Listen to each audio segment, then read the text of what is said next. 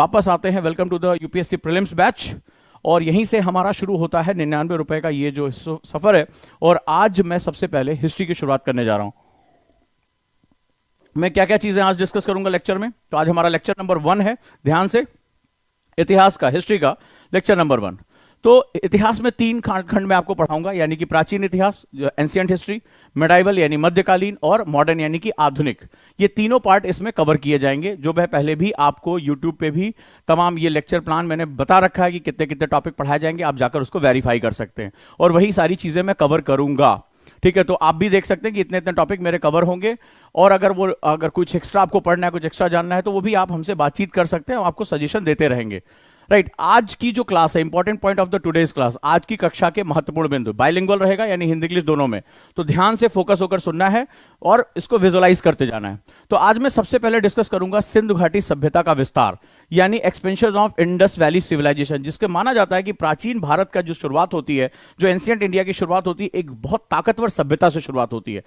शुरुआत का वर्ड ये वेस्टर्न कहता है, अभी मैं आपको समझाऊंगा कि क्या है इसके पढ़ने का तरीका, नोट्स में क्या नहीं है वो मेरी क्लास के डिस्कशन से आपको पता चलेगा। जो सबसे इंपॉर्टेंट सेगमेंट है, एक सभ्यता इतनी विकसित हो जाती कि वो अर्बनाइज सभ्यता होती है, तो वो शुरुआत नहीं हो सकती कभी भी। अगर हम किसी सभ्यता के बसने की शुरुआत करें तो वो इतनी उच्चतम स्तर पर नहीं होती है, इसके पहले भी बहुत सी चीजें होती हैं। और हम यही समझेंगे कि एक्चुअली में हमारा इतिहास जो है वो वेस्टर्न, एक तरह से वेस्टर्न जो सोच है उससे निकल कर आया है, और हमें अपने इतिहास को खोजने के लिए, समझने के लिए बहुत बड़ी यात्रा करने की आवश्यकता है, हमें बहुत बड़ी जर्नी करनी होगी। नेक्स्ट है सिंधु काल के मुख्य तत्व या जानकारियां, मेन एलिमेंट्स और information of the Indus period. अगला टॉपिक है मेजर सिटीज, क्योंकि ये अर्बनाइज कल्चर था और यहां से आज की समस्याओं का हमें जवाब मिलेगा। अगला है एग्रीकल्चर, ये टॉपिक मैं कवर करने जा रहा हूं।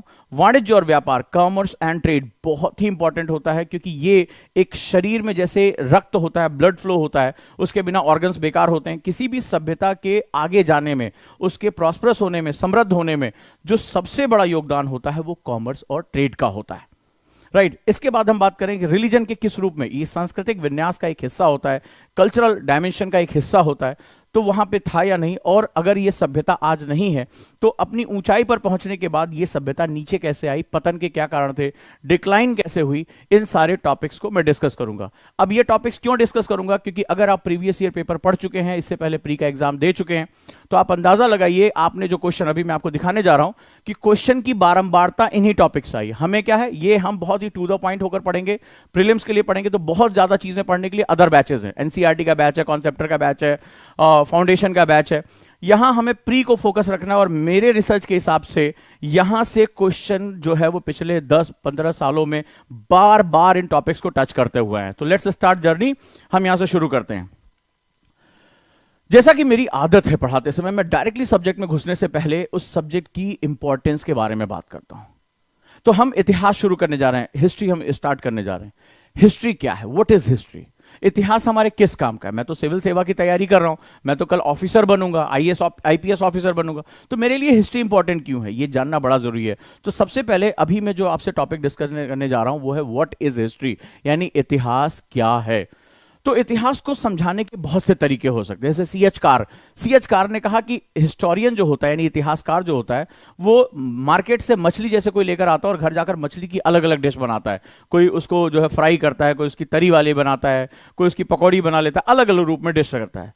तो कहते हैं कि जो हिस्टोरियन होता है ना, वो उसी तरह से होता है, वो फैक्ट्स लेकर आता है, वो एविडेंसेस लेकर आता है, उसको अलग अलग कहानी के रूप में कह सकता है। तो साक्ष्यों के रूप में, जैसे आपने देखा होगा पूरी दुनिया में राइट विंग के राइटर, लेफ्ट विंग के राइटर, तो एक ही चीज को वो अलग अलग तरीके से कहते हैं। और अब देश में तमाम तरह के जो मुद्दे चल रहे हैं, तमाम विवाद चल रहे हैं साक्ष्यों को लेकर, वो इसी को लेकर चलते हैं। तो हिस्ट्री का मतलब होता है देखने का नजरिया। पहले अगर हम बात करें, आप उसको किस रूप में देख रहे हैं, लेकिन अब ऑफिसर इसको कैसे समझेगा, क्योंकि ये तो हिस्टोरियन का जो है, इतिहासकारों का ये सेगमेंट है। एक आम इंसान कैसे समझेगा, एक आज का यूथ कैसे समझेगा, मेरी इस क्लास में वो नेशन बिल्डिंग प्रोसेस में, राष्ट्र निर्माण की प्रक्रिया में शामिल कैसे होगा, उसको समझाने के लिए आपके सामने मैंने एक पिक्चर रखा है। और ये पिक्चर है हमारे एक वृक्ष का। तो जो वृक्ष होता है, आपने देखा होगा कि आपके सामने विजुअलाइजेशन होता है, ये इसकी पत्तियां होती हैं, इसमें खूब फल लगते हैं, ठीक है, और इसमें फूल आते हैं, तो ये बड़ा सुंदर लगता है, फूल खिलते हैं, फ्लावर्स होता है, फ्रूट्स होते हैं। इसका एक तना होता है जो इसको बड़ी मजबूती से खड़ा रखता है और न्यूट्रिशन प्रोवाइड करता है। तो पेड़ के 3 हिस्से होते हैं अगर हम बात करें, तो ये हो गया हमारा जो फूल हो गया, फल हो गया, फ्रूट्स हो गए, ये हमारा होता है। दूसरा तना हो गया यानी स्टेम, और तीसरा रूट्स हो गए जो दिखते नहीं हैं, रूट्स यानी जड़ हो गई। अब इतिहास को मैं इस रूप में समझाता हूं। हमारे मनुष्य के जीवन में, हमारी दुनिया में 3 हिस्से होते हैं। भविष्य, एक आगे आने वाला समय, वर्तमान जिसमें हम जी रहे होते हैं, जिसमें अपना काम कर रहे होते हैं, और एक हमारा अतीत होता है। और ये तीनों आपस में कनेक्टेड होते हैं, ये तीनों अलग अलग हिस्से नहीं होते हैं। एक्चुअली हमारा भविष्य कैसा होगा, भारत में आने वाली पीढ़ियां, आने वाली जनरेशन, उनको कैसी शिक्षा मिलेगी, कैसा स्वास्थ्य मिलेगा, देश कितना संप्रभु होगा, सॉवरेन होगा, कितना ताकतवर होगा, डिफेंस सिस्टम कितना अच्छा होगा, हमारे लोगों को दोनों वक्त का खाना मिल पाएगा कि नहीं मिल पाएगा, ये आने वाले वो फल हैं, वो फूल हैं जिसके लिए वर्तमान पीढ़ी काम करती है, जिसके लिए हम काम कर रहे हैं। हम नीतियां बना रहे हैं, हम सड़कें बना रहे हैं, हम लगातार जो है इंफ्रास्ट्रक्चर प्रोजेक्ट्स बना रहे हैं, हम अपनी नदियों को संरक्षित कर रहे हैं ताकि आने वाली पीढ़ियों को उसका जो है वो फ्रूट मिल सके। तो ये हो गया, जो फल है वो हमारा फ्यूचर है, दिस इज अवर फ्यूचर।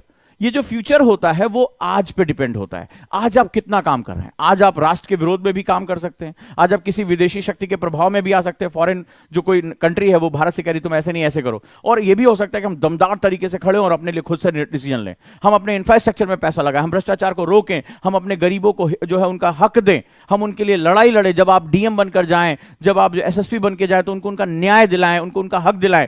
तो ये वर्तमान है।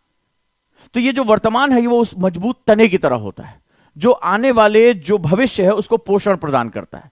लेकिन इन दोनों को जो बेस देता है, अब जरूर मैं बहुत महत्वपूर्ण बात पे पहुंच रहा हूं, वो जो दिखाई नहीं पड़ता वो हमारा पास्ट है। वो हमारा पास्ट है जो हमारी इस पूरी सेगमेंट में, जो ये पूरी जमीन से पोषण लाकर दे रहा है, जो हमें मजबूती से खड़ा रख रहा है, जो हमें हर आंधी तूफान, ये जो समय का चक्र चल रहा है इससे हमें बचा रहा है, वो होती हैं जड़ें। तो ये जड़ें जो होती हैं वो हमारा पास्ट है, ठीक है, यही हमारा इतिहास है। इतिहास क्या होता है? हमारे पास्ट के डॉक्यूमेंट्स हमारा इतिहास है। What is the meaning of history? Documentation of past, जो हमारे कल्चरल प्रॉस्पेरिटी, हमारे सांस्कृतिक जो विकास के लिए बहुत जरूरी होता है। और अगर इस पेड़ को खड़ा रहना है, ये तो आप जानते हैं ना, अगर इस पेड़ को खड़ा रहना है, क्या जड़ के बिना ये पेड़ टिक पाएगा? कभी नहीं टिक पाएगा। क्या जीवित रह पाएगा? नहीं रह पाएगा।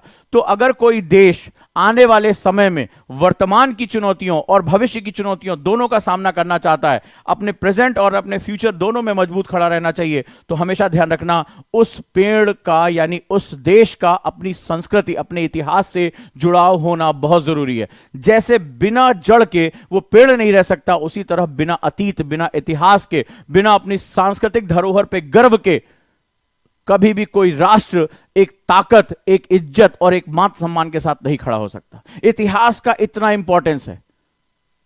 तो वर्तमान को अगर ताकतवर बनाना है और भविष्य में उसका आनंद उठाना है, विश्व गुरु बनना है, विश्व की ताकत बनना है, साउथ एशिया के दायरे से निकलकर पूरे एशिया, पूरे नया वर्ल्ड ऑर्डर का चैंपियन बनना है, पूरे दुनिया का मालिक बनना है, तो अपने इतिहास के साथ हमें जुड़ना सीखना पड़ेगा। इतिहास हमें यह भी बताता है कि हमने क्या अच्छा किया, यह भी हमें बताता है कि क्या हमसे गलतियां हुई वो दोहराई ना जाएं। तो इतिहास में एक्चुअली जो है सबसे पहले लोग अपने इतिहास को जानते हैं, गर्व करते हैं, और जब वो गर्व करते हैं तो उनको बहुत सी चीजों का समाधान मिलता है। लोग प्रेरित होते हैं, और जब लोग प्रेरित होते हैं तो समाज प्रेरित होता है, सोसाइटी जो है वो इन्फ्लुएंस होती है, और जब समाज प्रेरित होता है तो राष्ट्र अपने आप प्रेरित हो जाता है।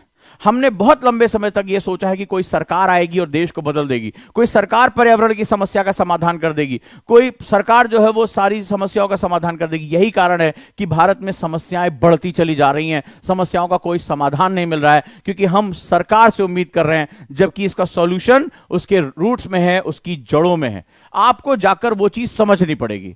अब जब मैं पहला लेक्चर पढ़ाने जा रहा हूं तो सबसे पहले इन चीजों के बारे में आपको पता चलना शुरू हो जाएगा क्या है। तो चलिए, जैसे हमने पहला जो सेगमेंट आज हमारा पढ़ने जा रहे हैं वो सिंधु घाटी सभ्यता है।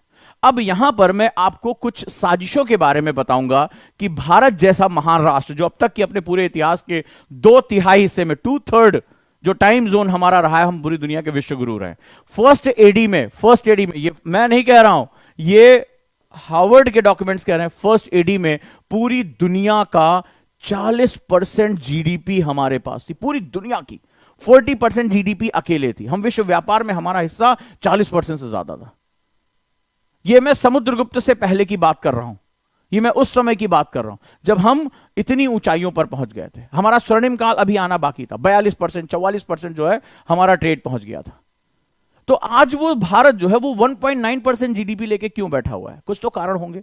तो इतिहास दो तरीके से चलेगा, एक आपको घटनाओं की जानकारी मिलेगी जो प्री के लिए इंपॉर्टेंट है, और जो नए बच्चे जिनको इस साल एग्जाम नहीं देना है वो अपने देश के बारे में पता करेंगे, अपने देश के बारे में थोड़ी बातें समझेंगे, और सबसे बड़ी बात अपनी जड़ों को ढूंढने की कोशिश करेंगे। एक बार वो जड़ें हमें मिल गई तो हमें गर्व होगा कि हम बहुत बेहतरीन नागरिक बन सकते हैं, और देश की समस्याओं का समाधान कोई सरकार नहीं करेगी, हम ही उसका समाधान कर सकते हैं। तो लेट्स स्टार्ट दिस जर्नी। ये जर्नी आपको दो चीजों के लिए बहुत महत्वपूर्ण रहेगी। आगे बढ़ते हैं और समझते हैं कि आखिर मैंने इन रूट्स के बारे में बात की। तो आज हमारा जो टॉपिक है उसका नाम है इंडस वैली सिविलाइजेशन, यानी सिंधु घाटी सभ्यता। तो जो सबसे महत्वपूर्ण चीज होती है वो होती है सिंधु घाटी सभ्यता में, नाम को पहले पढ़ो, मेरी आदत है इस तरह पढ़ाने की। Why it is known as Indus valley and civilisation में 3 वर्ड हैं, ठीक है। इतिहास भूगोल के बिना कुछ नहीं है। अगर हिस्ट्री को समझना है तो ज्योग्राफी को समझना बड़ा जरूरी, यही मेरे लेक्चर का बेस है। So why it is known as Indus valley civilisation. कोई भी जब बसावट होती है, जब लोग इकट्ठा होते हैं, तो सबसे पहले उन्हें क्या चीज चाहिए होती है? पानी, वाटर। जो वाटर होता है वो सबसे इंपॉर्टेंट सोर्स होता है जीवन का। कहते हैं ना, मछली जल की रानी है, जीवन उसका पानी, पानी के बिना सब बेकार है। तो जल जो होता है वो हमारे जीवन का प्रमुख आधार है। अब जल से क्या होता है? पहले हम तत्काल उसको इस्तेमाल करते हैं। दूसरा, ये जो नदियां होती हैं, जो जल का एक बहुत बड़ा स्रोत है, ताजे जल का बड़ा स्रोत है, वो जो वाटर है, फ्रेश वाटर, इसके साथ साथ वो मिट्टी लेकर आती है। और मिट्टी जो होती है वो हमारे एग्रीकल्चर का बेस होती है। हर साल वो जलोढ़ मृदा यानी एलुवियल सॉइल लेकर आती है बाढ़ के रूप में, और ले जाकर बिछा देती है। एकदम नई फर्टाइल सॉइल होती है, बहुत ही उपजाऊ मिट्टी होती है, और उस मिट्टी में बहुत अच्छी खेती होती है। और किसी भी सभ्यता के विकास के लिए, किसी भी आबादी के विकास के लिए जो सबसे पहली शर्त होती है वो खाद्य सुरक्षा होती है, यानी फूड सिक्योरिटी। अगर पेट में कहीं एक जगह रह के अगर मेरा पेट भरने का जुगाड़ हो जाए, जो पूरा मानव का इतिहास वो इसी रूप में रहा है, सभ्यताएं विकसित होनी शुरू हो जाएंगी। इसीलिए दुनिया की टॉप मोस्ट जो सभ्यताएं हैं वो नदियों के किनारे बसी। तो वो क्या होगा? जो नदी होती है वो मिट्टी लाती है, बहुत उपजाऊ होती है। तो जब खाद्य सुरक्षा मिलती है तो सामाजिक सुरक्षा आ जाती है, लोग इकट्ठा होकर रहना शुरू कर देते हैं और समाज का निर्माण करना शुरू कर देते हैं, सोसाइटी फॉर्मेशन होता है। दूसरा जो सबसे बड़ी बात है, नदियां इरिगेशन यानी सिंचाई। फसलें जब उगाओगे तो सिंचाई की भी जरूरत पड़ेगी, तो नदियां क्या करती हैं? सिंचाई की व्यवस्था करती हैं। तीसरी जो अगले चीज है, जब प्रॉस्पेरिटी आएगी, जब समाज सभ्य होगा, आगे बढ़ेगा, तो इकोनॉमी डेवलप होगी। बिना इकोनॉमी के डेवलप के वो आगे काम नहीं हो सकता। तो इकोनॉमी को डेवलप करने के लिए आपको नए नए बाजारों की खोज करनी पड़ेगी, और बाजारों की खोज के लिए आपको अपनी जगह से दूर दूर जाना पड़ेगा, और उसके लिए तुम्हें ट्रांसपोर्टेशन की जरूरत पड़ेगी, तुम्हें परिवहन की जरूरत पड़ेगी। और उन दिनों में जब भाप के इंजन नहीं थे, स्टीम इंजन जो है नहीं थे, तो उस समय परिवहन का जो सबसे अच्छा साधन था, नाव को नदी में डाला और अपने सामान को, अपने व्यापार को दूर दूर तक लेके चले गए। सो हर डायरेक्शन में जो परिवहन है वो बड़ा महत्वपूर्ण होता है। कुल मिलाकर जो ये नदियां हैं, जो रिवर्स है, वो ये सारी क्राइटेरिया को पूरा करते हैं, ठीक है। मिट्टी, सिंचाई, जल, परिवहन, ये सारी सेगमेंट करते हैं। इसीलिए नदियों के किनारे तब भी और आज भी प्रमुख शहर ही हमारे पाए जाते हैं, चाहे वाणिज्यिक हो चाहे धार्मिक हो, किसी भी रूप में। वैली शब्द का मतलब होता है कि सिर्फ एक नदी नहीं, जब नदियों का जाल वहां बनता है और वो पूरी एक घाटी के रूप में डिफाइन होते हैं, ठीक है। पहाड़ों से भी घिरी हो, पहाड़ों से नदियां उतरती हैं, तीव्रता के साथ बहती हैं, उसकी जो क्षमता बहुत ज्यादा होती है, उससे ऊर्जा प्राप्त होती है उस नदी से, और वो जब लाकर मिट्टी बिछाती हैं तो एक बहुत बड़े एरिया का निर्माण होता है। यानी वहां नदियां नहीं, नदियों का जाल होना चाहिए। और अगला जो वर्ड है वो है सिविलाइजेशन, सभ्यता। तो सभ्यता पता तब चलेगी जब असभ्यता के बारे में पता। असभ्य किसे कहेंगे? जिसकी कोई लैंग्वेज ना हो, कोई बोली भाषा ना हो, कपड़े शरीर पे ना, उसको कपड़ों का कोई ज्ञान नहीं हो, नहाना धोना वो पशुओं के समान दिखाई पड़े, तो वो असभ्य हो गया। सभ्यता का मतलब क्या हुआ? आप ये समझिए कि मैं क्या पढ़ने जा रहा हूं, अभी आप अंदाजा लगा लेंगे। तो सभ्यता शब्द का मतलब हुआ कि उनके पास जो है वो वस्त्रों का ज्ञान है, उनको खाने पीने की चीजों के हर चीज वो रॉ नहीं खा रहे, कच्चा नहीं खा रहे हैं, वो पका के खा सकते हैं, वो एक अच्छे आवास में रह रहे हैं, वो जंगली जानवरों की तरह खुले में नहीं सो रहे हैं, वो आवास में रह रहे हैं, वो अपने शरीर को ढकने की कला भी जानते हैं, उनके पास व्यापार है, आर्थिकी है। तो इसका मतलब है वो सब कुछ जो एक सभ्य होने के लिए जरूरी है। उनको नालियों का ज्ञान है, सड़कों का ज्ञान है, वो लोग जो है वो रिचुअल्स जानते हैं, म्यूजिक जानते हैं, आभूषण जानते हैं, सुंदरता जानते हैं, यानी कि वो सब कुछ जो असभ्य व्यक्ति नहीं जान रहा है। तो बोली, भाषा, मुद्रा, लिपि, ये सब कुछ आपके पास है। जब ये किसी सभ्यता के पास होते हैं इसको हम लोग सिविलाइजेशन कहते हैं, यानी उसको सभ्यता कहते हैं। तो भारत की अगर बात करें तो भारत में जो सिंधु नदी है और उस नदियों का जो जाल है, ठीक है, सिंधु नदियों के साथ जो जाल है, वहां पर एक प्राचीन समय में एक ऐसी सभ्यता आई, एक ऐसे लोगों का निवास हुआ जिन्हें सभ्य कहा जाता है। यानी वो क्या थे? अर्बनाइज थे। उनको संगीत के बारे में, उनको कला के बारे में, उनको अनाज के बारे में, उनको लिपि के बारे में, इन सब चीजों के बारे में उन्हें पता था। यानी भारत में आज से लगभग 2500 से 1750 ईसा पूर्व, यानी बीसी, बिफोर क्राइस्ट, भारत में एक ताकतवर सभ्यता ने जन्म लिया, विकसित हुई। अब यहां बार बार मैं वर्ड यूज कर रहा हूं बीसी, ईसा पूर्व, आपने पढ़ा होगा। तो देखो यहीं से पता चल जाता है, मेरे लेक्चर का अगला हिस्सा आ रहा है कि हम कितनी बड़ी साजिश का शिकार हैं। एक्चुअली हमारा इतिहास हमें पता है क्या है। हम जब गुलाम हुए तो अंग्रेजों ने जो सबसे बड़ा काम किया, जिसमें मैकाले बहुत बड़ा इसका प्रणेता था 1835 में, उसने हमारी जड़ों को हमसे काट के अलग कर दिया। हमारी भाषा, हमारी बोली, सब कुछ खत्म कर दिया। हमारा इतिहास हमसे छुपा लिया, क्योंकि बहुत गौरवशाली इतिहास था। तो मैकाले ने अपने फादर को चिट्ठी लिखी कि मैं भारत के गांव गांव घुमा, ये देश इतना समृद्ध है, ये देश इतना ताकतवर है कि हम कभी भी इस पर अपनी गुलामी स्थापित ही नहीं कर सकते। थोड़े समय के लिए हमने गुलाम बनाया भी तो ये जल्दी आजाद हो जाएंगे, क्योंकि ये बहुत अपनी जड़ों से जुड़े हुए लोग हैं। मैकाले ने अपने फादर को चिट्ठी लिखी, और अगर हमें इसको गुलाम बनाना है, इसको कॉलोनी बनानी है, तो हमें इसकी जड़ों से इसको काटना पड़ेगा। और इसके लिए हमें इसकी शिक्षा व्यवस्था को नष्ट करना होगा, इसकी एजुकेशन पॉलिसी को नष्ट करना होगा, क्योंकि भारत की जो सबसे बड़ी ताकत है उसका एजुकेशन सिस्टम है। भारत में 7 लाख के आसपास रेवेन्यू विलेजेस थे और हर विलेज के पास अपना गुरुकुल था। 15,000 से ज्यादा यूनिवर्सिटीज थी, हमें तो उसके तक्षशिला और नालंदा पढ़ाया जाता है। 15,000 से ज्यादा स्पेशलाइज्ड यूनिवर्सिटीज थी, और साउथ की तो 51% यूनिवर्सिटी की जो हेड कुलपति यानी वाइस चांसलर वो महिलाएं थी। हमें सब कुछ उल्टा सीधा पढ़ाया जाता है।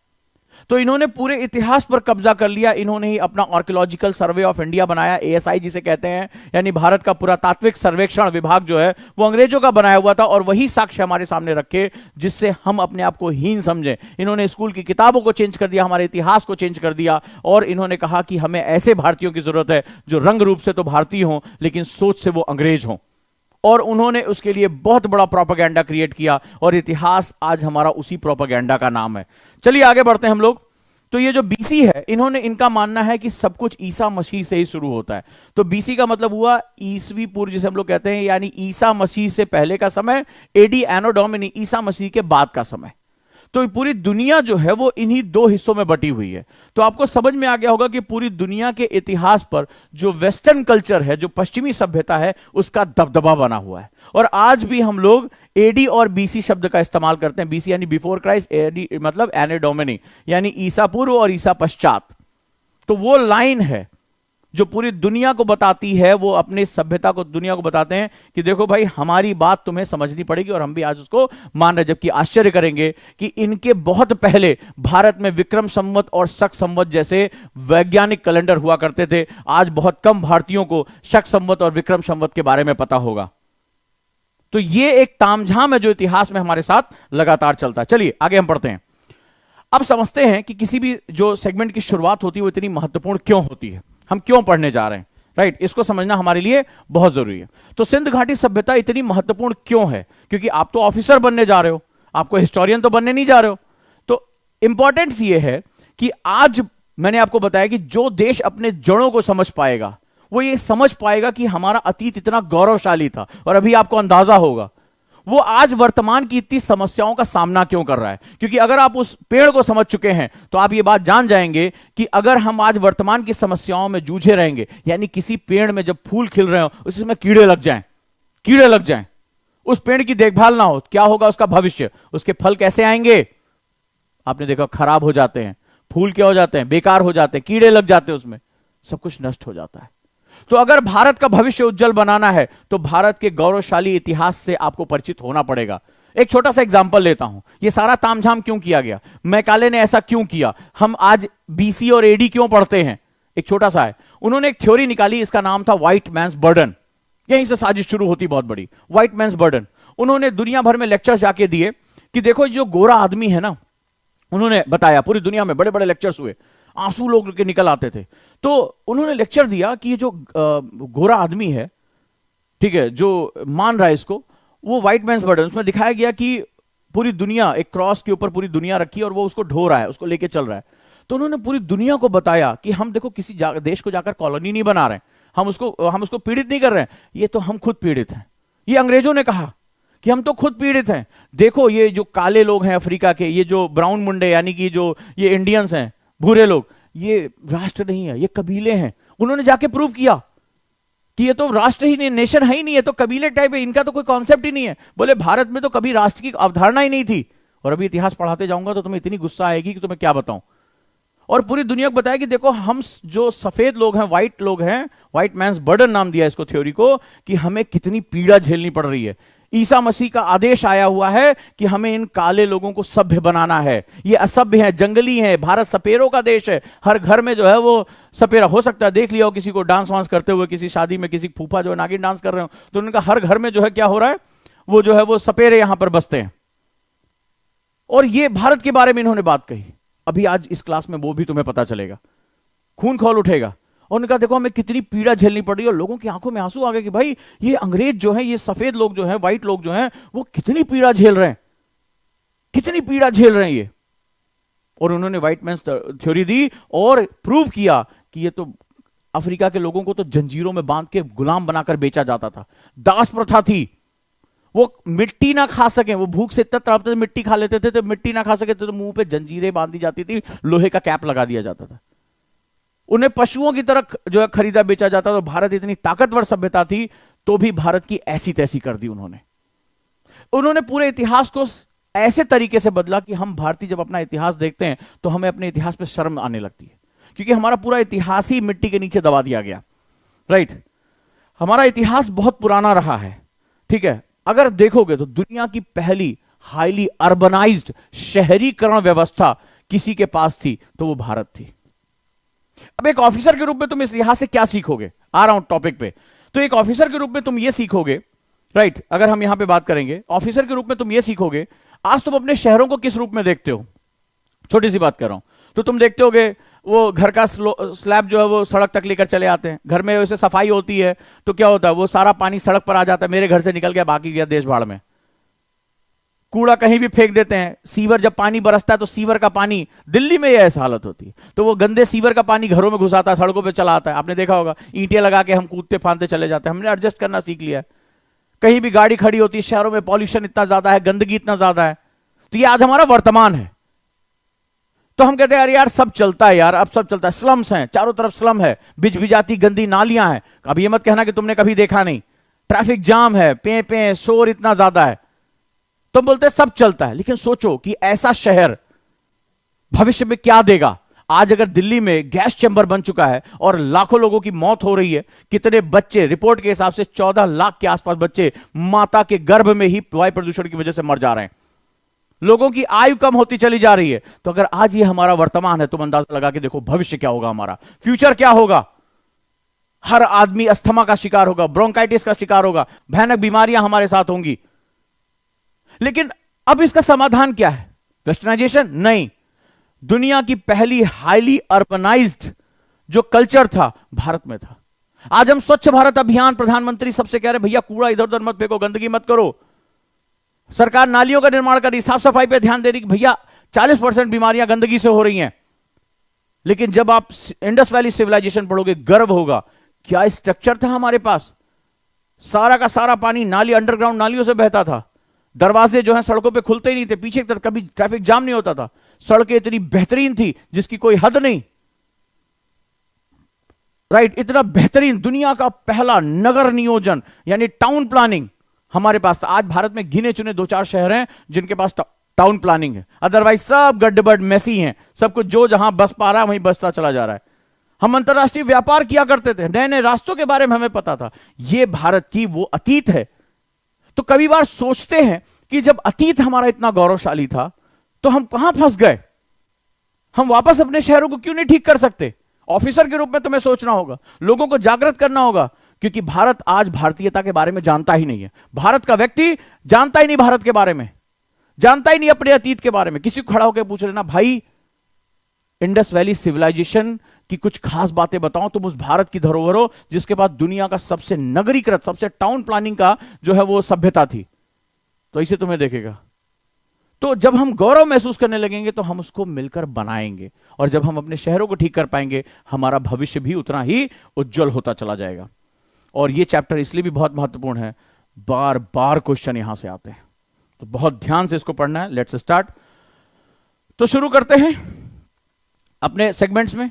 ये सारी चीजें आज भी हमारे साथ हैं, ठीक है। आज देखो गवर्नमेंट क्या करती है, उस समय हमारे पास अन्न के भंडार थे, आज फूड कॉर्पोरेशन ऑफ इंडिया क्या काम करती है, यही काम करती है ना, सरकार खरीदारी करती है और गरीबों को बांटती है, ठीक है। आज हमारे शहरों में आपने देखा होगा स्विमिंग पूल होते हैं, ठीक है। आज ध्यान योग की इतनी बातें हो रही है, हम विश्व योग दिवस मनाते हैं और पूरी दुनिया उसको स्वीकार कर रही है। तो ये सब हमारी प्राचीन धरोहर से निकल कर आया।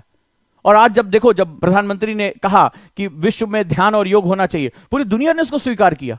लेकिन अगर वो अपनी पुरातन पद्धतियों को नहीं जानते, ये 75 साल पहले भी हम कह सकते थे, जब आजाद हुए थे, पूरी दुनिया को बताते कि योग हमारी जो है वो हजारों साल पुरानी परंपरा है, और योग ऐसा है जो मनुष्य की धर्म, मनुष्य की जात कुछ नहीं देखता। अरे अंतर मन की शांति की बात करता है, अंतर मन की शुद्धता की बात करता है। पूरी दुनिया को हमने दिया और पूरी दुनिया ने उसको स्वीकारा कि नहीं।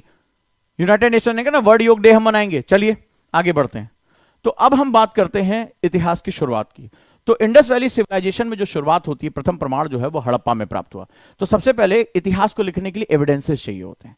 सो एविडेंसेस यानी साक्ष्य क्या है हमारे पास, चलिए देखते हैं। तो यहां से स्टेट एग्जाम में क्वेश्चन आते हैं। चलिए, बहुत इंपॉर्टेंट, क्लास में ही आपको उसको मेमोराइज करते जाना है, और याद रखिए कि इसमें टेस्ट में लूंगा अभी, ठीक है।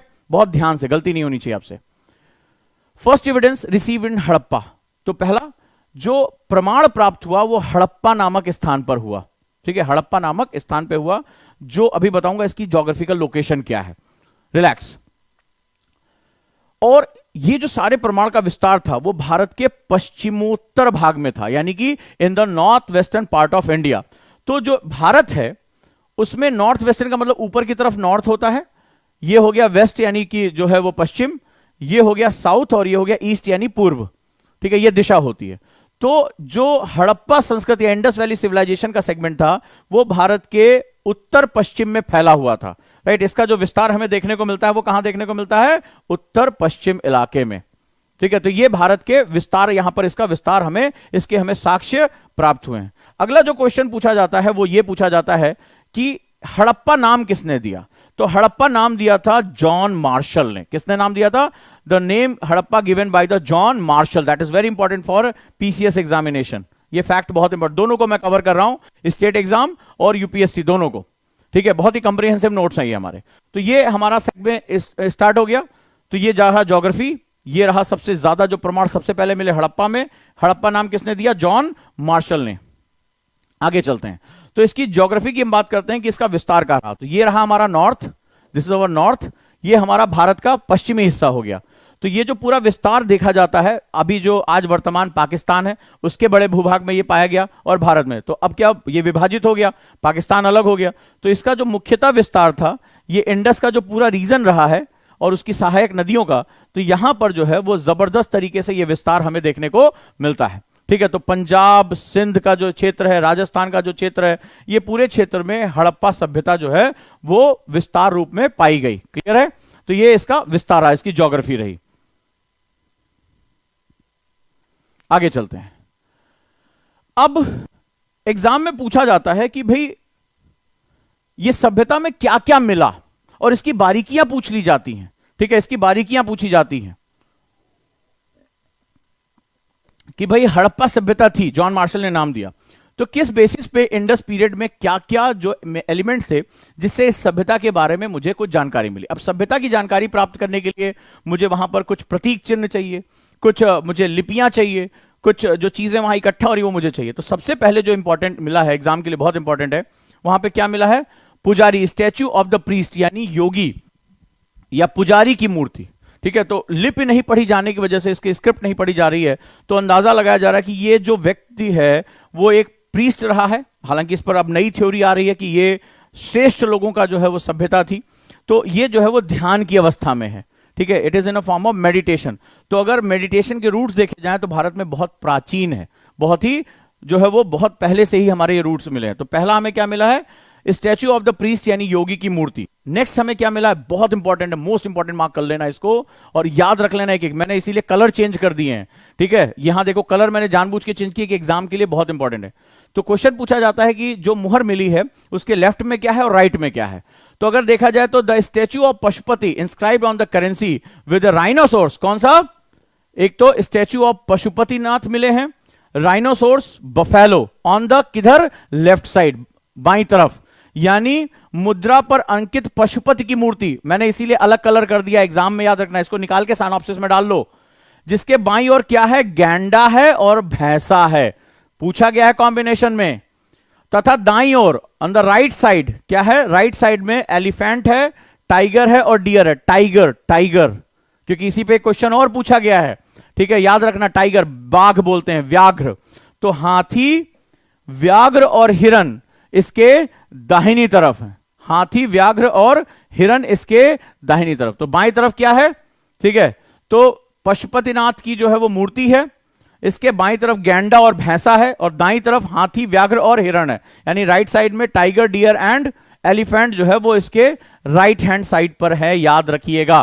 तुरंत के तुरंत मेमोराइज करो इसको, बहुत इंपॉर्टेंट है ये एग्जाम के लिए, ठीक है। उल्टा कर देगा, लेफ्ट को राइट कर देगा, राइट को लेफ्ट कर देगा, आपका सब कुछ ऐसा चला जाएगा। और ध्यान से पढ़ते जाओ, भी टेस्ट देना है। अगला कहता है जैसे स्वास्तिक, आज भी हम देखते हैं हमारे घरों में इस्तेमाल होता है, गृह प्रवेश में, तमाम जगह स्वास्तिक का इस्तेमाल होता है। तो ये एविडेंस यहां मिले हुए हैं। तो पूछा गया क्या स्वास्तिक के प्रमाण इंडस वैली सिविलाइजेशन में मिले, हां मिले हैं।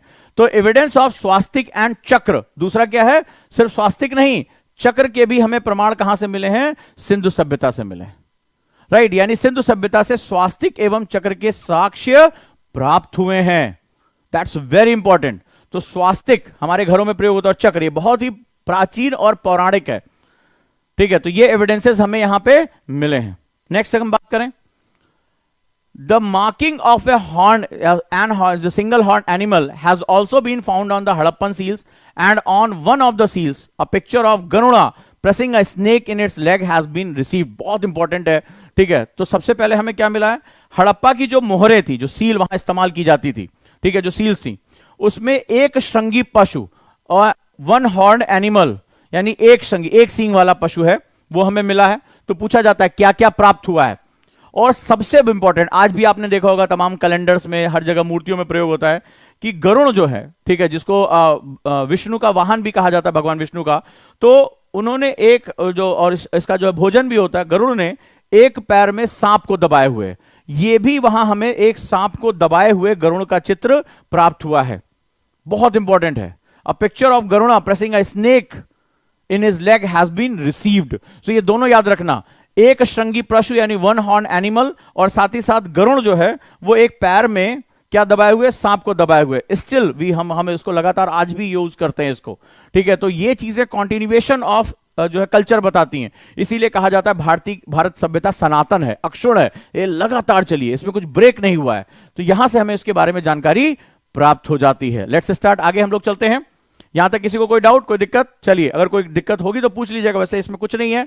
आपको जो नोट्स दिए गए इतनी डेप्थ में दे जा रहे हैं, मजा आएगा, बस आपका काम है इसको रिवाइज करना। बहुत फास्ट पेज में क्लास है, तो आपको उसके साथ साथ करते जाना, अभी बहुत सी चीजें आपके सामने आ रही हैं, याद हो जाएगा। अगला जो बात करते हैं, ये रिसेंट में बहुत इंपॉर्टेंट है, आपने देखा लास्ट ईयर ये बहुत चर्चा में भी रहा। तो लोथल एवं कालीबंगा से युग्म समाधियां प्राप्त हुई, यानी कि कपल टॉम्ब एक साथ, कपल के रूप में एक साथ जो है वो दफनाया गया उनको, तो कपल के रूप में मिला। Couple tombs have been found from Lothal and Kalibanga. तो क्वेश्चन पूछा जा सकता है कि युग्म समाधियां यानी कपल टॉम्ब्स कहां मिली हैं, किस स्थान से, हड़प्पा, मोहनजोदाड़ो, ठीक है, लोथल, कालीबंगा किस सेट में मिली हैं, या बनवाली, ठीक है, और लोथल, तो ये कहां से मिली है, लोथल और कालीबंगन से, ऐसे आपको इसको पढ़ना है। तो युग्म समाधियां कहां से मिली हमें, यानी कि लोथल और कालीबंगन से। जो कपल टॉम्ब्स हैं यानी एक साथ इनको दफनाया गया था कपल्स को, तो वो जो है वो कहां मिली, लोथल और कालीबंगा से मिली है, याद रहेगा, दैट्स वेरी इंपॉर्टेंट, ठीक है। ये बहुत लास्ट ईयर भी बहुत चर्चा में था ये।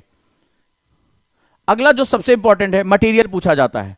तो जो मोहरें थी, ठीक है, मोहरे यानी जो सील्स थी उस समय का जो सबसे इंपॉर्टेंट एविडेंस था, वो किस मटेरियल से बना हुआ है? वो है स्कैलॉप्स से। ठीक है, स्कैलॉप्स यानी कि सेल खड़ी का प्रयोग हुआ। किस पदार्थ का? सेल खड़ी। बहुत ही चिकने रूप में होता है और इसको मोहरे ढालना इससे बहुत आसान होता है। तो जो सील्स थी उनको फॉर्म में देने के लिए उसमें जो चित्र अंकित थे उसके लिए सेल खड़ी का इस्तेमाल किया गया था, स्कैलॉप्स का इस्तेमाल किया गया था। ठीक है, याद रहेगा, दैट्स ऑल्सो वेरी इंपॉर्टेंट। तो ये भी एग्जाम में, ये स्टेट एग्जाम में आ चुका है क्वेश्चन, ये बहुत महत्वपूर्ण है। किसका प्रयोग हुआ है? सेल खड़ी यानी स्कैलॉप्स का प्रयोग हुआ है। डन। चलो नेक्स्ट। अब जैसा कि मैंने तुम्हें बताया कि इंडस वैली सिविलाइजेशन, तो सिंधु नदी अकेले नहीं बहती है, अपने जाल के साथ बहती है। और प्राचीन समय से ही, अगर आज भी तुम देखोगे भारत में बहुत प्रमुख शहर इलाहाबाद, वाराणसी, तमाम जो है वो शहर जो हैं वो किसी ना किसी नदियों के किनारे बसे हुए हैं। अब बिना ज्योग्राफी के हिस्ट्री, मैंने कभी कहा कि वो पूरी ही नहीं हो सकती है। और यहां भी ट्विस्ट आ सकता है। हिस्ट्री पढ़ते पढ़ते क्या करते हैं वो लोग, कई बार खेल जाते हैं तुम्हारे साथ कि लो चलो ज्योग्राफी जरा इसका चेक करें कि सभ्यताओं के बारे में इसने याद कर लिया, लोथल, कंग, कालीबंगा, फलाना है किस नदी के किनारे, इसने इसकी ज्योग्राफी कभी चेक की कि नहीं चेक की। तो अब मैं तुमसे डिस्कस करने जा रहा हूं इसकी ज्योग्राफी के बारे में, कुछ भी नहीं छोड़ूंगा तुम्हारे साथ। ठीक है, तो अब हम बात करेंगे उस समय के हड़प्पा कालीन जो प्रमुख शहर थे, मेजर सिटीज थी, वो किस नदियों के किनारे। और थोड़ी बहुत इंफॉर्मेशन ये स्टेट एग्जाम के लिए दे देंगे, ये यूपीएससी के लिए इंपॉर्टेंट नहीं है, स्टेट के लिए इंपॉर्टेंट है कि किसने उसकी खोज की। ठीक है, ये आप पढ़ सकते हैं। जो मेन चीज है वो सिटी और कौन सी रिवर है, इसकी ज्योग्राफी पता करना बहुत जरूरी है। इसी के माध्यम से आप देखेंगे कि नदियों के किनारे बसने के क्या कारण थे। मैंने आपको बताया, पहली बात वाटर अवेलेबिलिटी, दूसरा सॉइल अवेलेबिलिटी, तीसरा इरिगेशन यानी सिंचाई, और चौथा जो है वो ट्रांसपोर्टेशन। आप इसी के माध्यम से परिवहन कर सकते थे। और किसी सभ्यता के विकसित होने और अर्बनाइज होने के पीछे जो सबसे बड़ा कारण होता है वो उसका इकोनॉमी होती है, उसका वाणिज्य और व्यापार होता है। तो उसके लिए ट्रेड रूट होना बहुत जरूरी है, आज भी सबसे इंपॉर्टेंट है। तो ट्रेड रूट के लिए नदियों का होना बहुत जरूरी था। चलिए अगर हम बात करें, ठीक है, और यहां से बहुत से क्वेश्चन आए, क्योंकि नदियों का आप इस्तेमाल कर सकते हैं, डैम से पानी को रोक सकते हैं, इरिगेशन बना सकते हैं। साथ ही साथ वो पानी जब तेजी से बहता है, जब डैम बना लेते तो पानी गिरता है, तो उससे क्या होगा, आप उससे क्या कर सकते हैं, एनर्जी भी ले सकते हैं। चाहे इलेक्ट्रिसिटी के फॉर्म में नहीं था, फिर भी आप उससे पंचक्की चला सकते थे, उससे किसी चीज को खींचने में भी प्रयोग कर सकते थे। तो दैट्स वेरी इंपॉर्टेंट। ठीक है, अब जरा देखते हैं ध्यान से। तो जो हड़प्पा था वो किस नदी के किनारे? रावी। मोहनजोदाड़ो जो इसका दूसरा इंपॉर्टेंट शहर था, मोहनजोदाड़ो सिंधु नदी के किनारे। ठीक है, ध्यान से समझते जाइएगा। तो दयाराम साहनी ने हड़प्पा में उस समय इसकी जो है नदियों के साक्ष्य यहां पर देखे थे 1921 में। ठीक है, दयाराम साहनी ने इसके और ढेर सारे एविडेंस कलेक्ट किए। मोहनजोदाड़ो में आरडी बनर्जी 1922 में, 1922 में। ठीक है, तो ये उन्होंने इसकी खोज में बहुत योगदान दिया था, ये भारतीय थे। तो मोहनजोदाड़ो इंडस नदी के किनारे। ठीक है, बहुत इंपॉर्टेंट इंफॉर्मेशन है। कालीबंगन जो है, कालीबंगन घग्गर नदी के किनारे। ए घोष ने इसके एविडेंसेस को कलेक्ट किया था। तो कालीबंगन घग्गर नदी के किनारे, that is related to the Ghaggar river. Lothal Bhogava नदी, ठीक है, भोगवा नदी के किनारे ये बसा हुआ था। और रोपड़ जो है ये भी सिंधु सभ्यता के तमाम स्थलों में से एक था।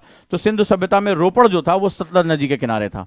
ठीक है, यहां पर ये बसा हुआ था। That's very important information. कई बार इतनी सारी इंफॉर्मेशन एक किताब में लाना बहुत मुश्किल होता है, इसीलिए हमने सारा जो है वो बहुत रिसर्च के साथ इसको कलेक्ट किया। तो आप इसको बस याद कर जाओ इसको अच्छे से। बनवाली जो है सरस्वती नदी, जो अब विलुप्त हो चुकी है, उस समय ये विलुप्त नहीं हुई थी। यही कारण होगा, जब पतन के कारणों के बारे में बात आएगा तो अलग अलग जो हिस्टोरियन थे अलग अलग राय देंगे। इसमें एक राय आएगी क्लाइमेटिक चेंज। और आप देखेंगे क्योंकि आज ये सरस्वती नदी हमें वहां विलुप्त दिखाई पड़ती है, आज हमें उसके जो है वो एविडेंसेस नहीं मिलते हैं, that is extent river. But उस समय जो बनवाली था वहां पे साक्ष्य मिले, सरस्वती नदी के किनारे ये बसा हुआ था। तो इंटरव्यू में अगर कभी तुमसे क्वेश्चन पूछा जाए कि क्लाइमेटिक चेंजेस क्यों खतरनाक है, क्या है उसमें, बहुत क्या आज हमें भविष्य में नुकसान हो सकता है, अभी COP27 खत्म हुआ, कुछ रिजल्ट नहीं निकला, बोले भैया अतीत में जाके देखो, पूरी पूरी सभ्यता नहीं पड़ गई इस चक्कर में, तो आज हम कैसे बच पाएंगे, आप अंदाजा लगा के देखो। नेक्स्ट वन, धौलावीरा जो रन ऑफ कच्छ, गुजरात में जो है दलदली भूमि, रन ऑफ कच्छ यानी कच्छ के रण के किनारे किनारे ये बसा हुआ है। That is a very important information. फिर से एक बार हम देख लेते हैं। राइट, ये मैंने सारा कलेक्ट किया है। हड़प्पा रावी नदी के किनारे, मोहनजोदाड़ो सिंधु के किनारे, कालीबंगा घग्गर के किनारे, याद करते जाओ, लोथल भोगवा के किनारे, रोपड़ सतलज के किनारे, बनवाली सरस्वती नदी के किनारे जो अब विलुप्त हो चुकी है, और धौलावीरा रन ऑफ कच्छ यानी कच्छ के रण में ये पाई जाती है। तो ज्योग्राफी भी बड़ी इंपॉर्टेंट होती है, इसी तरह से हमें उसको पढ़ना है। आइए अब हम बात करते हैं हड़प्पा सभ्यता के कुछ महत्वपूर्ण सेगमेंट्स के बारे में। राइट, बहुत ही इंपॉर्टेंट सेगमेंट है और वो है इंपॉर्टेंट सेंट्रल सिटीज, महत्वपूर्ण केंद्रीय नगर। इसके बारे में हम लोग बात करते हैं। सबसे पहले हम बात करते हैं सिटीज, वाई सिटीज। ठीक है, why it is known as urban culture, क्योंकि हम पूरी जो इंडस वैली सिविलाइजेशन को पढ़ रहे हैं, सिंधु घाटी सभ्यता को, उसमें बार बार हम फोकस कर रहे हैं ये एक अर्बन कल्चर है, एक शहरी सभ्यता है। तो सवाल है कि अर्बन कल्चर का मतलब क्या हुआ। अर्बन कल्चर जो आज की डेट में जो डिफिनीशन है कि किसी भी जोग्राफिकल एरिया में, भौगोलिक क्षेत्र में 2/3 यानी 2/3 of the population non agriculture activity में हो, यानी गैर कृषि कार्यों में संलग्न हो, वहां पर बिजनेस अच्छा होना चाहिए, सर्विस सेक्टर, मैन्युफैक्चरिंग, ये सब होना चाहिए।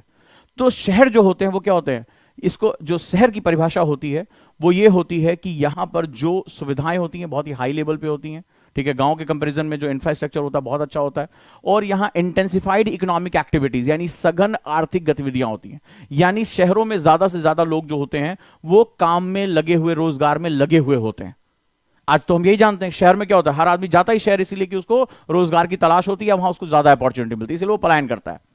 शहर का मतलब होता है कि जहां पे आप शहरों में देखोगे एग्रीकल्चर काम बहुत कम होते हैं, 2/3 आबादी गैर कृषि कार्यों में संलग्न हो, यानी कि 2/3 of the population non agriculture में लगी हो, फैक्ट्री हो, जो भी हो। तो आप अंदाजा लगाओ कि कितने समय पहले भारत में एक अर्बनाइज कल्चर था। अब तुम अंदाजा लगाओ इसमें क्या क्या हो रहा होगा। इसका मतलब यहां पर जो शहर, जो यहां स्ट्रक्चर बनेगा, जो सेटलमेंट अधिवास होगा, वो क्या होगा, बहुत ही परफेक्ट होगा। वहां पे सुविधाएं क्या होंगी, ज्यादा होंगी, फैसिलिटीज ज्यादा होंगी कि नहीं होगी, साफ पीने का पानी होगा, गंदा पानी निकालने की जगह होगी, मकान पक्के बने होंगे, कच्चे वाले नहीं, ठीक है, वेल प्लान्ड होगा, शहर में आने और जाने के रास्ते होंगे, और सबसे बड़ी बात वहां के ज्यादा से ज्यादा लोग इकोनॉमिक एक्टिविटी में इन्वॉल्व होंगे।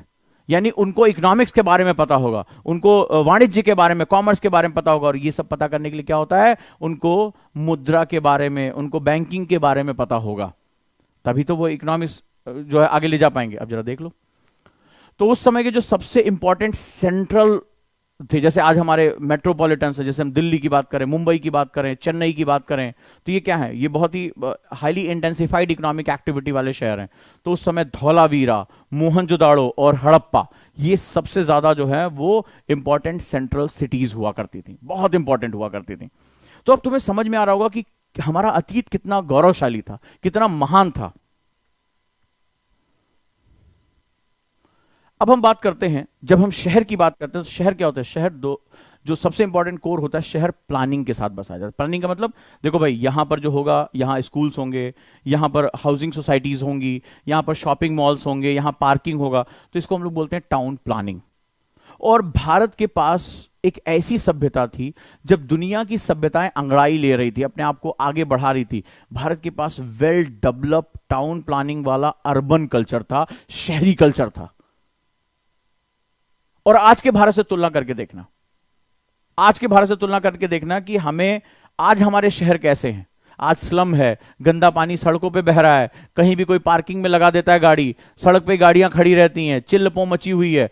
और देखो भारत में क्या था, तो भारत की जो ये सभ्यता थी वो नगर नियोजन यानी टाउन प्लानिंग वाली सभ्यता थी। और ये लोग जब इन्होंने पूरे प्लान करके शहर को बसाया था, और यहां इन्होंने शहर को बसाने के लिए ग्रिड सिस्टम का प्रयोग किया था। दीज आर द ग्रिड्स, यानी मकान एक लाइन में बने होते थे, इनके दरवाजे सड़क की तरफ नहीं खुलते थे। आज हमारा नहीं होता, सड़क की तरफ खोलते हैं, हम स्लैब सड़क पे ले आ देते हैं, तो जब गाड़ी निकालते हैं तो पीछे से ट्रैफिक रुक जाता है। ये नहीं था, पीछे की तरफ दरवाजे खुलते थे ताकि सड़क पर चलने वालों को कोई भी दिक्कत ना हो। यह भारत की सबसे खास बात थी।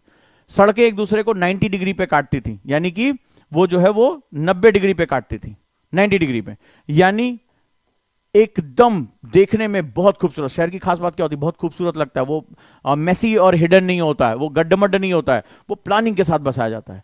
वहां सड़कें होती हैं, गलियां होती हैं, गलियों के किनारे क्या होता है, आपने देखा रोड लाइट्स लगी होती हैं, नालियां ढकी हुई होती हैं, तभी तो अच्छा लगता है। ये सब कुछ हमारे पास पहले था। तो हम लोग शहर को बसाने के लिए ग्रिड सिस्टम का यूज करते थे। आज आप किसी बहुत अच्छी सोसाइटी में, पॉश सोसाइटी में चले जाओ, तुम्हें ग्रिड सिस्टम दिखाई पड़ेगा। एक तरह से ऐसे सड़कें बसी होंगी, जैसे नोएडा चले जाओ, ग्रेटर नोएडा चले जाओ, ये प्लांट, चंडीगढ़ चले जाओ, तो ये प्लांट टाउन्स हैं। तो इसमें क्या होगा, एक तरफ से सड़कें हैं, किनारे किनारे मकान है, एक रूल्स होता है, पेड़ लगे होंगे, डिवाइडर होगा, तो ये हमारे वेल डेवलप्ड सिटीज होती हैं। उसी तरह वर्गाकाल यानी कि जो है वो चौकोर गलियां हुआ करती थी, स्क्वायर, एक दूसरे के साथ 90 डिग्री मिलती थी, ठीक है, सड़कें समकोण पर काटती थी, 90 डिग्री पर काटती थी, और ये बहुत ही महत्वपूर्ण था। यानी इसका मतलब है इन्होंने पूरी प्लानिंग के साथ इसको बसाया था। और आज हमारे शहरों की हालत आप देख लीजिए, ठीक है। तो भारत को अपने अतीत से सीखने की बहुत आवश्यकता है। अब हम बात करते हैं एग्रीकल्चर। एग्रीकल्चर क्या करता है? फूड सिक्योरिटी प्रोवाइड करता है। क्या करता है? फूड सिक्योरिटी प्रोवाइड करता है, खाद्य सुरक्षा। और किसी भी समाज को, जैसे हम घुमंतु हैं, ठीक है, ये हम नोमैडिक्स हैं, हम घूम रहे हैं, इधर उधर शिकार कर रहे हैं, कंदमूल फल खा रहे हैं, हमें एक समाज के रूप में इकट्ठा होने के लिए जो सबसे पहली नीड होती है वो होती है एग्रीकल्चर की। नहीं तो आज भी तुम देखो सहारा डेजर्ट, कालाहारी डेजर्ट, ठीक है, तमाम अरब के रेगिस्तानों में देखो, तो वहां पर जहां पर एग्रीकल्चर के लिए सिस्टम नहीं है, एग्रीकल्चर डेवलप नहीं हो पाया, वहां पे नोमैडिक्स पाए जाते हैं, वहां जो है घुमंतु लोग होते हैं, आज यहां कल वहां भोजन की तलाश में लगातार इधर से उधर जाते रहते हैं। तो एग्रीकल्चर जो होता है, जहां पर भी एग्रीकल्चर समृद्ध हो पाएगा वहां पर समाज इकट्ठा हो जाएगा, क्योंकि खाद्य सुरक्षा, फूड सिक्योरिटी सबसे बड़ी नीड होती है।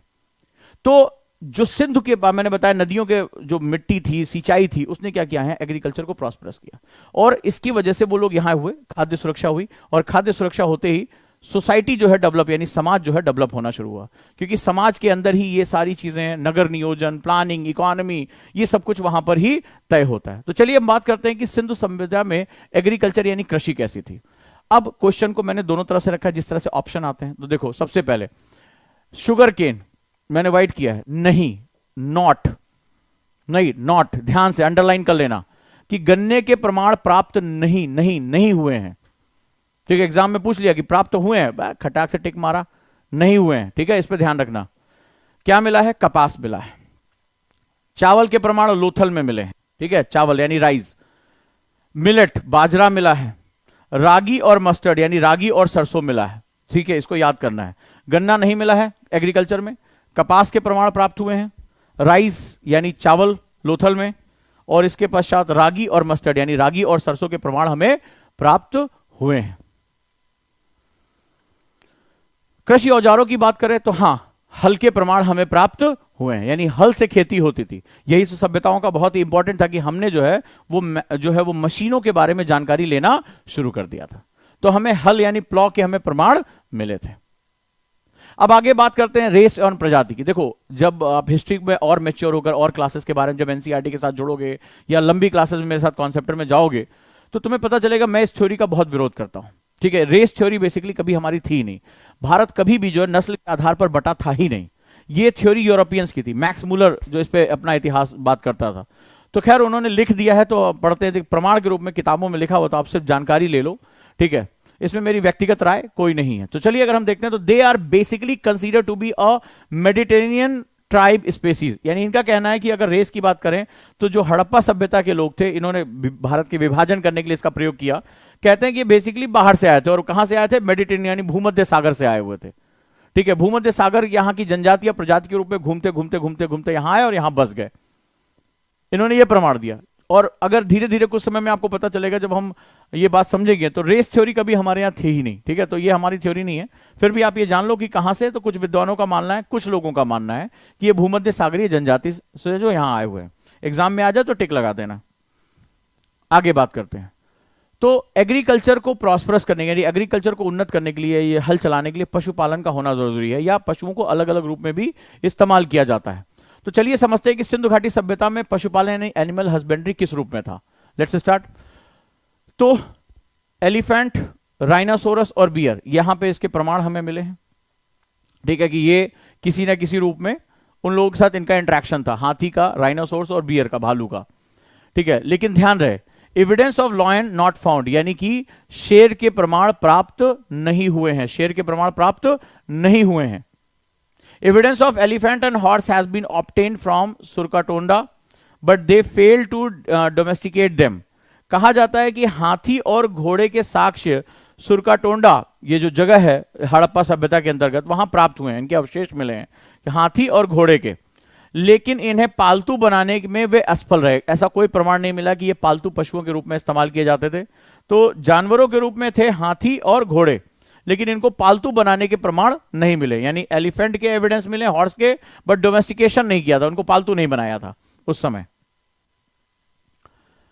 अब हम सबसे इंपॉर्टेंट हिस्से पे बात करते हैं, और वो है वाणिज्य और व्यापार, यानी कि कॉमर्स एंड ट्रेड की बात करते हैं। ये मैंने पहले बताया था कि ये रक्तवाहिनी की तरह होता है, ये ब्लड वेसल्स की तरह होते हैं, इसी के माध्यम से कोई सभ्यता आगे बढ़ती है। तो इंडस वैली सिविलाइजेशन में हम क्या बात करने जा रहे हैं, क्या महत्वपूर्ण चीज के बारे में हम डिस्कस करने जा रहे हैं, वो ये समझना बहुत जरूरी है। Let's start. So this is the inter state यानी अंतरराज्यीय व्यापार था। अंतरराज्यीय का मतलब होता है कि हड़प्पा सभ्यता यानी इंडस वैली सिविलाइजेशन की अगर हम बात करें तो इंडस वैली सिविलाइजेशन के एक स्थान से दूसरे स्थान, जैसे अभी हमने बात किया कालीबंगन, लोथल, इनके बीच में लगातार व्यापार बना हुआ था, यानी कि ये लोग ट्रेड किया करते थे, वस्तुओं की खरीद बिक्री हुआ करती थी। कुछ लोगों का मानना है कि बार्टर सिस्टम हुआ करता था, यानी वस्तु के बदले वस्तु। लेकिन मोहरों की प्राप्ति से पता चलता है, कौड़ियों की से पता चलता है कि ये लोग जो है वो मुद्रा उनकी अपनी जो है उसके चलन के बारे में भी ये जानकारी रखते थे। राइट, गुजरात, राजस्थान, ठीक है, यहां तक जो है ये पूरा व्यापार जो है फैला हुआ था इस पूरे क्षेत्र में। अगर बात करें तो हाँ, ये लोग इंटरनेशनल व्यापार भी किया करते थे, यानी कि इंटरनेशनल अंतरराष्ट्रीय व्यापार भी किया करते थे। अगर हम बात करें अफगानिस्तान, ईरान और मेसोपोटामिया सभ्यता तक जो है वो व्यापार हुआ करता था। तो अफगानिस्तान, ईरान में ये टिन का व्यापार किया करते थे, टिन के बारे में इनको जानकारी थी। और मेसोपोटामिया में लाजवर्थ जो एक स्टोन है उसके बारे में भी ये व्यापार किया करते थे। इसका मतलब है कि व्यापार बहुत ही स्ट्रक्चर था। तो जो देश के अंदर यानी अंतरराष्ट्रीय अंतरराज्यीय व्यापार भी और देश के बाहर यानी अंतरराष्ट्रीय व्यापार भी, इंटरनेशनल ट्रेड, ये दोनों उस समय हमारे पास हुआ करता था।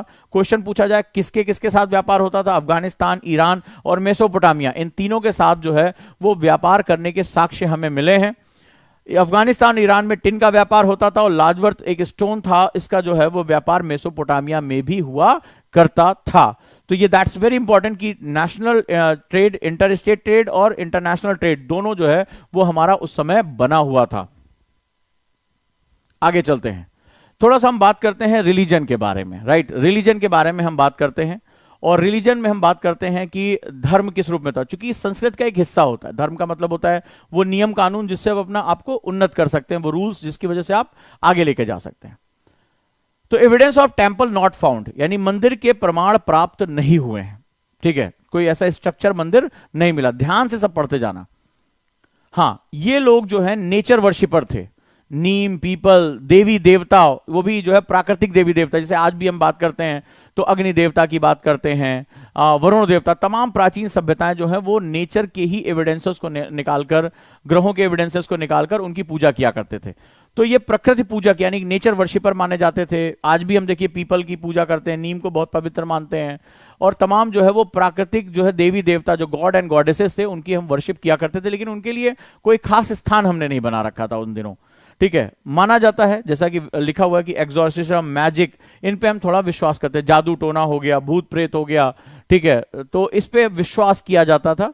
ठीक है, तो ये जैसे अभी आपने देखा कि रिसेंट में एक मूवी आई कंतारा, तो वेस्टर्न इसको अलग तरीके से दिखाता था, लेकिन कंतारा मूवी में आप देखोगे कि हमने अपनी संस्कृतियों को अलग तरीके से प्रस्तुत किया है। तो इसका मतलब ये नहीं कि हम प्रबल अंधविश्वासी थे, प्रकृति के इन घटकों को हम ज्यादा अच्छा समझ पाते थे। वेस्टर्न ने हमें बहुत ही इसका बहुत पिछड़ा हुआ इस पे प्रूव करने की कोशिश की, वो हमारी चीजों को बहुत अच्छे से समझ नहीं पाया। तो कंतारा मूवी इसीलिए कहा जा रहा है कि आज ये सब चीजों का एक जवाब है। ठीक है, कि भाई हमारी हर संस्कृति के अपना एक मूल तत्व होते हैं, फंडामेंटल सेगमेंट्स होते हैं, वो हमारे साथ मौजूद हैं। तो यहां तक तो आपने पढ़ लिया, तो निश्चित रूप से अब आप तैयार होंगे क्वेश्चन करने के लिए।